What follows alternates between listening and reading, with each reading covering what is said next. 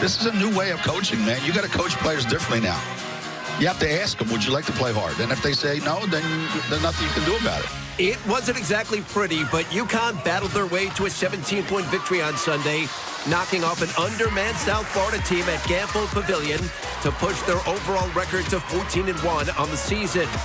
We're trying to speed the game up. Well, in order to speed the game up, you got to play really hard. You got to get after it on defense. You know, you got to get in the passing lanes. You got to do stuff that's hard to do. Tonight, the Huskies take on a Tulane squad yet to lose a game in conference play in a fight to remain on top of the American. It's a showdown in the Big Easy that should be anything but. And we're getting you set for all the action on the UConn Women's Basketball pregame show. And it begins right now.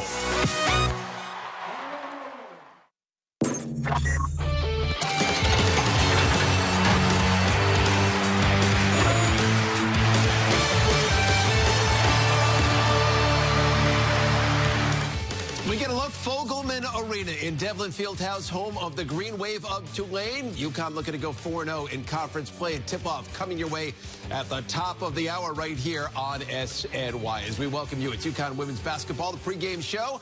Alongside Kara Walters, I'm Gary Apple. The Huskies still undefeated in conference play. They knocked off South Florida on Sunday. But it really was, Kara, anything but smooth sailing. The Hall of Famer Gino Auriemma benching his entire starting lineup about 5 minutes into the game. Huskies did win by 17. But what's your take on it? Was it, in your eyes, a step backwards for UConn? I have to start by saying I was right behind the bench, first row. Okay. So I got firsthand Gino yelling, and I had to cover my kids' ears, and I can't say on television what was said. However, I'm a positive person, Gary. I look at it as a good thing. I don't think they took a step back, actually. I think they took a step forward. You need this bench going down the line. And I think the bench did great things. They were given an opportunity, and not only did they, usually as a bench player, you go in and you just want to maintain, right? You don't want any losses. They actually boosted this team, brought them back, and they motivated the starters. So, I mean, they did a great job, and they were very confident. They got a lot out of this game, and I actually think it was a step forward and not a step back. And there's my daughter right behind the bench. Oh, I love it. Listening to Gino yell at Chris Daly. She learned a lot that game. But I actually look at it, actually, as a step forward. I love your positivity there. But when it's all said and done, I'll be a voice of reason here. Yes. This team is going to win a national championship. It's got to be that starting five that has got to be firing on all cylinders, and they were not firing on all cylinders on Sunday. So that has to be somewhat of a concern. And how do they get back to where they need to be? Well, not to make excuses, but they're off their schedule. They are, you know, it's school break still. They've been on the road. They're not in their normal going to classes and living in their dorm, and that makes a difference. So I think getting back on a schedule, I think obviously buckling down. This time of year, we've seen it before, Garrett. People kind of deflate a little. They get a little tired, and now you have to get that extra energy, and that's all about figuring out as a team who can motivate who to kind of pick it up. They had a bad game. I have a feeling tonight you'll see a much different team out of the gate. All right, well, Tulane, they've never beaten UConn. The Huskies 10-0 all-time against the Green Wave. A couple of years ago, though, things got very interesting down in the Big Easy. UConn barely surviving. They beat Tulane 63-60. That is the closest any AAC team has ever come to beating Connecticut. And, of course, that 17-point win over the weekend, the second closest, right? Or the fourth, I should say. Fourth closest, tied for third, actually, at 17 points. So let's get more on the Huskies right now. Welcome in Justine Ward. She is with us from New Orleans tonight. And Justine, Gino Auriemma had a really harsh word about his team when it was over, said they're very immature. So why does he believe that's the case? Well, Gary, when I spoke with the head coach today, he described it as a mature team doesn't base their intensity level on the opponent that they're playing. Either a team knows how to get going or they don't. There's a certain standard at Connecticut. Kara, I'm sure it's something that you're familiar with. That effort, that intensity level, it has to be there every game, and that's whether they're playing an exhibition game or they're playing Notre Dame. It's just expected, and that's what Gino likes to see from his players no matter what. So Kara said a moment ago, she thinks tonight's going to be a good night for the Huskies. They're going to rise to the occasion and hear the coach's criticism and respond positively. Have you had a chance to visit with some of the players to see how they've taken that criticism? Absolutely, Gary. Crystal Dangerfield told me that the starting five is taking complete ownership, especially those three upperclassmen. She told me that we have to be better. We have to set a better example for those younger classmen in that starting five. She told me this isn't the first time they've heard this criticism, that they really have to take what the coaching staff is teaching them every day, and they have to capitalize on it. And she also mentioned that we have to play team defense tonight. We all have to be on the same page. All right, Justine, we thank you. See you on the broadcast coming up at the top of the hour here on SNY. So what about Gino and keeping his team focused, right, through all of this talk, if you want to call it that? How does he do that? Well, we see it every year. I feel like we have this discussion every year, right? Because this is UConn, and they have a bullseye on their back, and they're human, you know. And Gino's great. He's the master puppeteer. He figures out how to push buttons and motivate people. That's what makes him so good. He's not just a good X's and O's guy, but he knows how to motivate people. And it's the attention to detail. It's doing things a certain way at Connecticut, hustling to loose balls, that sort of thing. He's not happy with the being out rebounded, because that's just hustle and heart, right? So Gino's just going to keep doing what he does best. And you know what? As evidence in that game, if you're not doing what he tells you, you will come sit next to him. But he's not going to change, right? Gino's got the formula. He just needs everybody to buy in and make sure they're doing things the Connecticut basketball way. Well, 34 years, 11 national championships. I don't think he should change, right? That's right. What he's done has worked in the past, and it is, they're 14-1 this year. They're number 2 in the country, tied with Baylor at number 2. So it is working to a large degree this year. The question is, how do they take it to that next step, right? How does he get more out of this team? Is that an ongoing process? It is. It's a process, and every team has their own identity. And the fact that they took ownership is a great sign. That shows a maturity. They're not blaming it on anybody else. It's looking in the mirror and being accountable. And these young women have done a great job of being accountable, not pointing fingers, and staying together as a team. And I have to tell you, Gare, done this, been there, same script, different cast, been there. It helps you kind of band together and be like, we're going to show him, we're not immature, we're going to show him that we're capable of handling all this. So it kind of works in so many different ways. So now they're going to play together as a team. I'm curious the way they come out, and defensively getting together all on the same page, because they haven't really been on the same page. But Gino's going to keep nitpicking, and again, we're nitpicking, right? Yes. Number 2 in the country, great, but that's the difference between UConn and everybody else. It's not just okay.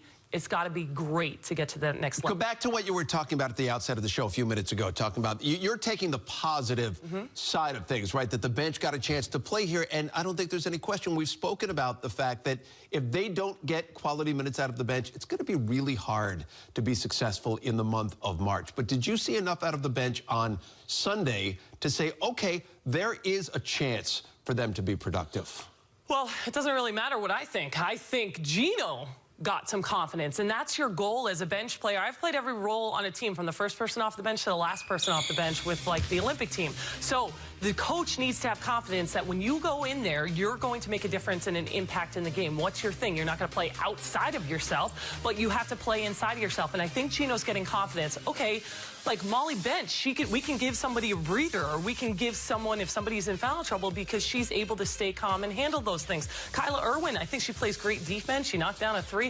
I think it's confidence. You have to prove to the coach that you know what your thing is, and you're going to do that thing really well, and prove to him, because that's all you need. You need him to be confident in you. And I think that game was, I mean, although he was very upset, obviously, I think he got confident in a lot of play. I mean, Molly Bench started the second half. Good for you. I mean, when you think about it, all these ladies go through the same thing, right? They go through as hard in practice. So Molly Bent works her butt off in practice every day and never gets playing time. So, you know, Lou said, when you get in there, play hard, you do it every day in practice, and that's what they did. So Gino just needs to have confidence. All right, so we're just getting going here on the UConn women's basketball pregame show. No freshman season comes without some bumps along the way. The key to consistency when it comes to Kristen Williams is next. And going to take a look at the Huskies' leading scorer, Katie Lou Samuelson. She had a memorable milestone on Sunday. We discussed the evolution of her offensive game when we come back from Studio 31 here in New York City in just a moment.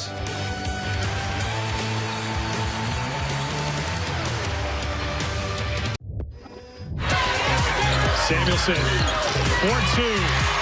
1999 in her career. Williams, Samuelson, 2,000. Crowd here at Gamble knew what was at stake. 2,001 career points for Katie Lou Samuelson, the 10th all-time to join the 2,000-point club at UConn. It is time now for Shining the Light. It's presented by Connecticut Lighting Centers. As of Sunday, Katie Lou Samuelson now 10th.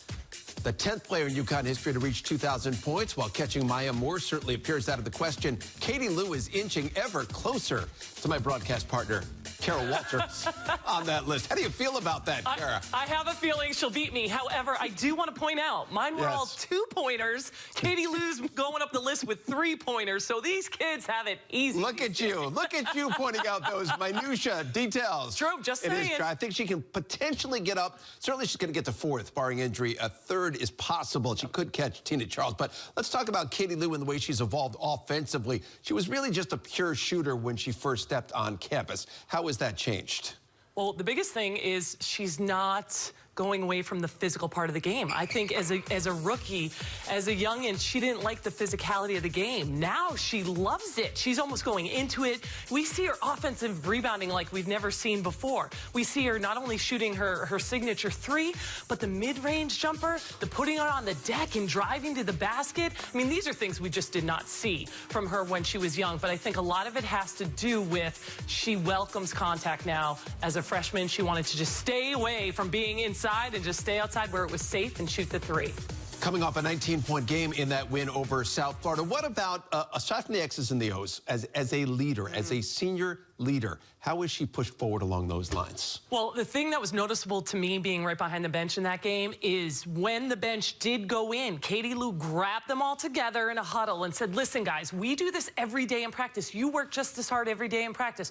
Go out there and play as hard as you can and have fun. So that kind of leadership gives you confidence on the bench. Going, you know, Katie could have just gone to the end of the bench and kind of sulked and been like, oh, well, I got torn out of the game. But instead, she showed leadership qualities by saying, come on, guys, let's bring it together. I know you're just as important as all of us, so go in there and make an impact on the game. So that shows a lot. She's not naturally vocal, but man, what I've seen from her in practices and games, you find it within yourself. If you want to be a winner, you find a way to come out of that, and she's done a terrific job being a vocal leader. Katie Lou, the leading scorer on this Connecticut team. We've got more to do here on our pregame show. UConn's defense still among the best in the country, but there is work to be done in that area. We'll examine where they can improve on the defensive end when we return in just a moment.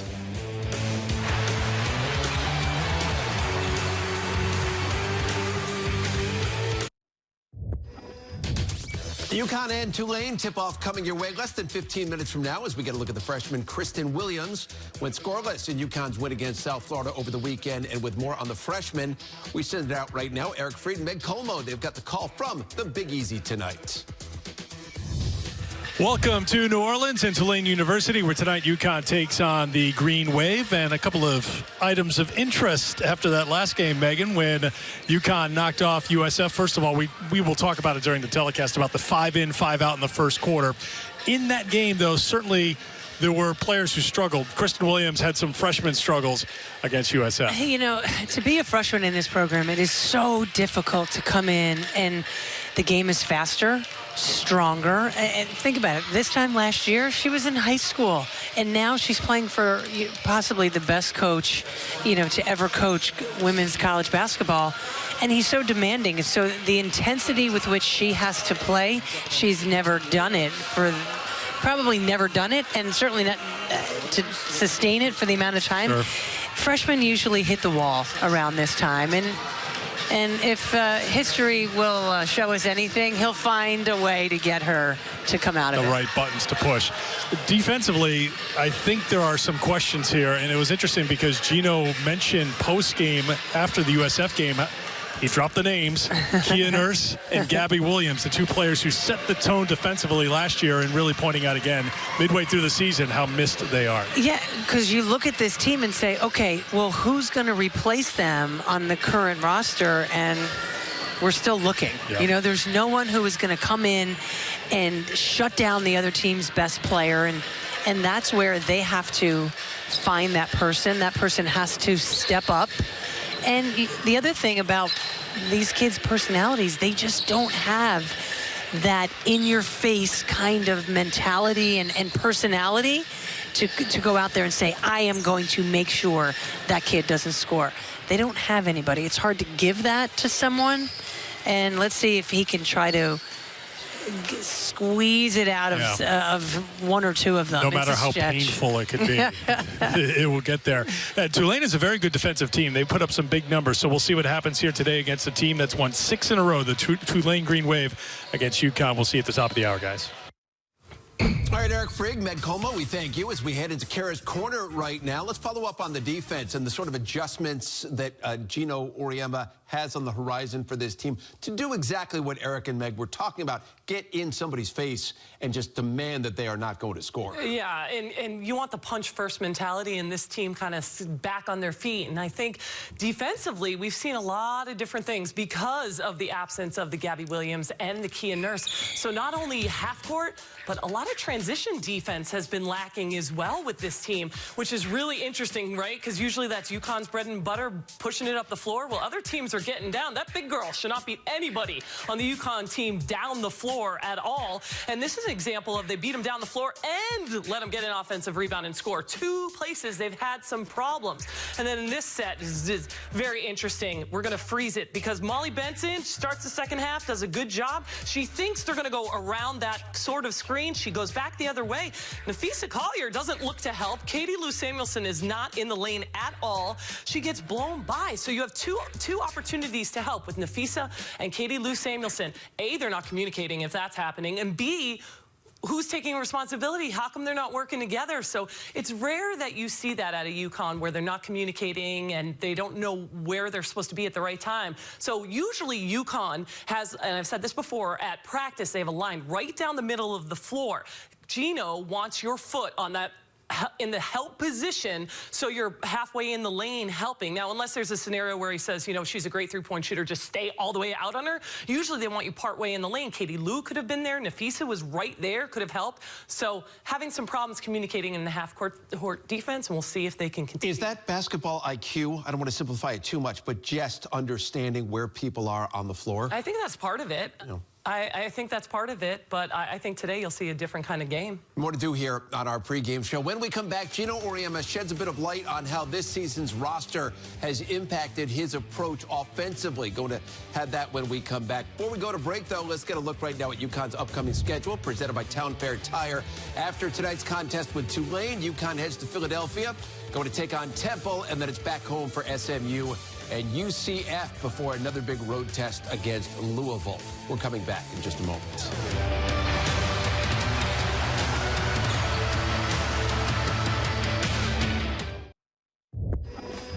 Coming up later tonight, following our post-game coverage here on SNY, it is the latest edition of the Gino Auriemma Show. Gino speaks with Justine Ward about a variety of topics, including the adjustments he makes to tailor his offense to the current team. Here's a sneak peek.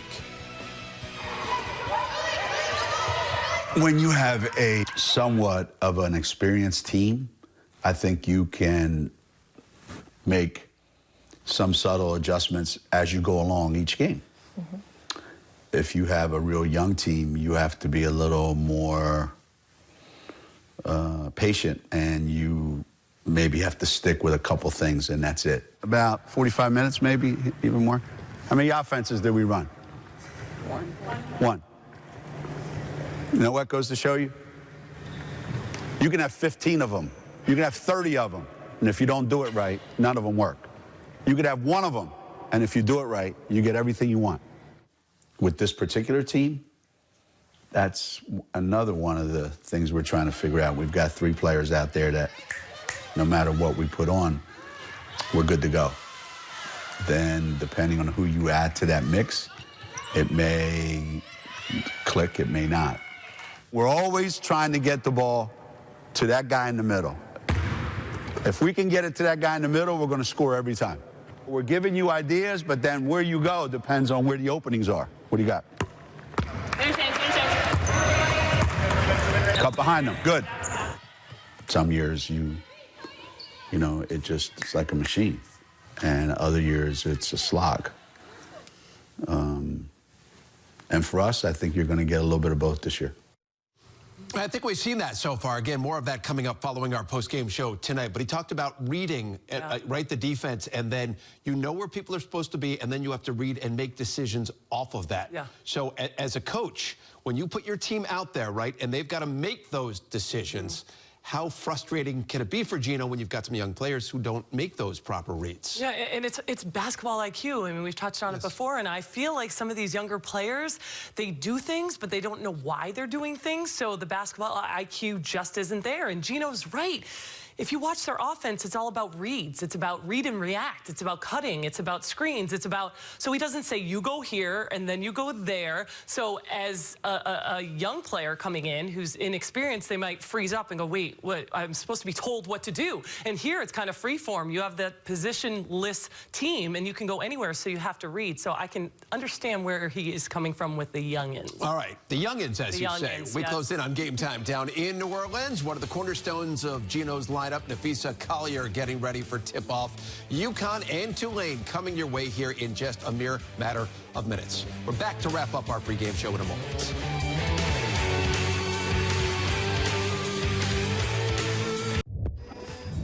No change starting lineup for UConn. The same starting lineup they have put out there all season long. So UConn and Tulane, it was February of 2017 that Tulane had a chance there, down 3 late. Right? It was very dicey for UConn in that game. So what to watch for tonight from the Huskies? Well, this is a good Tulane team. Yes. I mean, they're a good team. They shoot. They play great defense. They're going to have to box out. But I think the thing to look for is a quick start. They haven't had a quick start out of the gate. And defensively, that's going to be a focus. Getting in position, keeping people in front of them, hands up. So the quick start and really good defense are going to be keys to tonight's game. UConn comes in 14-1 on the season, 3-0 in the American Conference. Tulane riding a 6-game winning streak. They're 13-3 on the year, 3-0 in the American. So something's got to give today. One of these teams is going to suffer their first conference loss of the year. So Kara and I go to see you back here at the half. It is UConn and Tulane right here on SNY. Eric, Meg, and Justine with all the action from down in the Big Easy. I wonder if they had beignets today, right? I'm sure they did. I'm sure they did. Enjoy the game. We'll see you back at the half.